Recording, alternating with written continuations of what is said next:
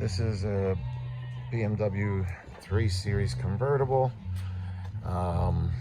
It's considered a 428, or it could be a 435 or whatever, but it's a 2014 model convertible. I think they call it a F33. I don't know if I've said that, but anyway, this video is to show the ridiculousness of an issue where the glass for the rear windows sits in a pocket, and where that pocket, believe it or not, the BMW makes it nothing but a water sock, which stores all the water. That goes in there inside of here. Look at all this work that has to be done to solve this issue. It's a window motor and it sits in a pocket in here at the bottom. That drain comes out of it. As you can see, they designed it, but what they've done is they put this stupid little thing inside, which clogs, of course, and that belongs in there. And so, of course, it fills up. You can see the rust there, and the motor seize.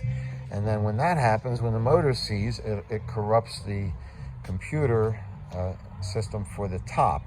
But look at all this work that needs to be done, all the pieces that have to come out. Things get drilled out because things are rusted, but the top stops working because the windows stop working, and which means you can't even get the windows out because the top won't open.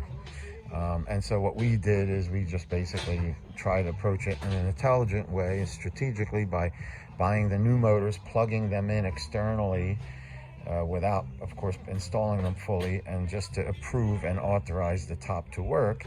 After the top open, it makes life easier to do the job, which is still very labor intensive, but it avoids hours of complicated messing with the top.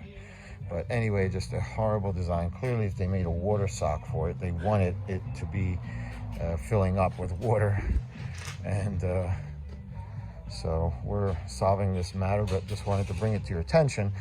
I believe there is a recall for this, or to open up the drains, so we don't have this issue. But anyway, it's probably a very important message to do that if you want to own one of these convertibles, or if you want to service them for someone.